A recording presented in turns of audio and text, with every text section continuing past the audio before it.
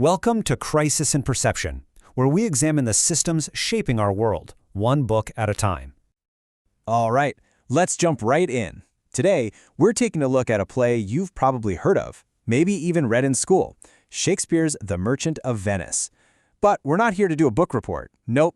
We're looking at this play because, believe it or not, this 400-year-old story gives us this incredible window into how the system of law itself operates. The invisible rules that can be, well, pretty dangerous.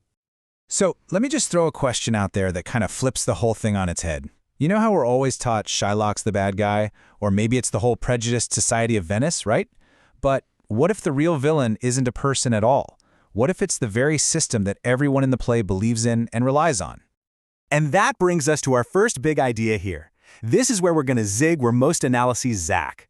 We are going to completely skip the usual plot summary, the who did what to whom. Instead, we're going straight for the machinery humming beneath the surface. We're talking about the rules of the game that dictate and in many ways force every character's hand. So you can really look at this play in two totally different ways.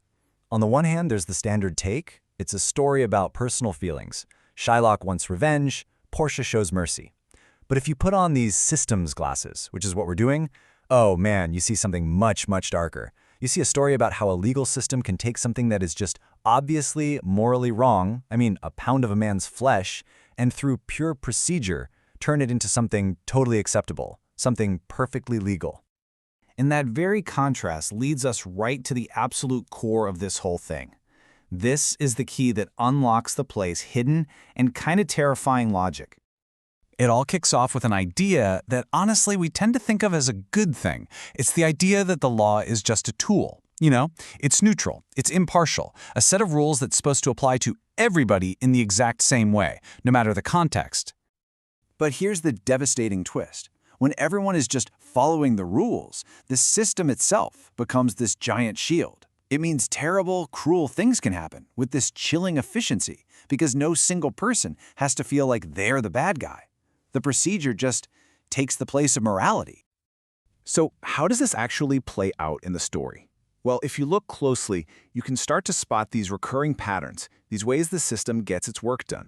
First off, you've got these contracts that just bulldoze over any kind of human reality. That bond for a pound of flesh, it's treated with the same cold logic as a shipping contract. Then you see pure procedure taking the place of moral judgment. The Duke himself says his hands are tied. The process is what matters, not the horrifying outcome. And mercy, it's not some lofty ideal here. It's used as a selective privilege, a tool to protect the in-group. The public trial, which is supposed to deliver justice, ends up just giving a legal stamp of approval to a private, brutal act. And that so-called happy ending, it only happens because they restore order by completely crushing and excluding the outsider, Shylock. And this really gets us to the one big metaphor you need to understand all of this. Think of the Venetian courtroom not as a hall of justice, but as a machine. A giant, unthinking machine. You feed it the inputs, the contract, the letter of the law, and it just runs its program. It has absolutely no capacity to tell the difference between a just outcome and catastrophic human damage. It just executes the code. No questions asked.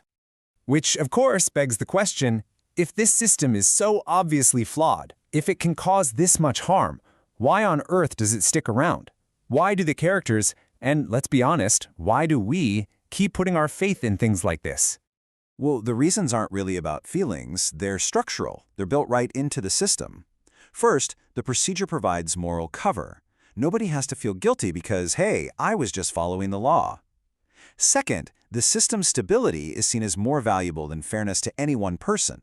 Venice's entire reputation as a center of commerce depends on its laws being ruthlessly consistent. And finally, the system rewards compliance, not conscience. Portia doesn't win because she's more moral, she wins because she is a master at playing the game and manipulating the rules. So all of this leads us to our conclusion, and to this huge, enduring question that The Merchant of Venice just leaves hanging in the air about the relationship between what is legal and what is actually right.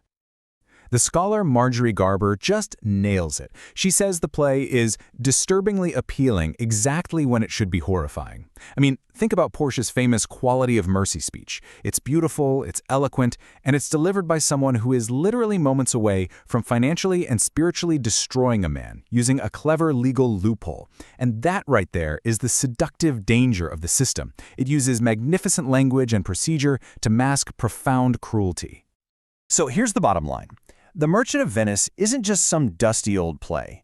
It's a schematic. It's a blueprint for how doing the legal thing can completely take the place of doing the moral thing.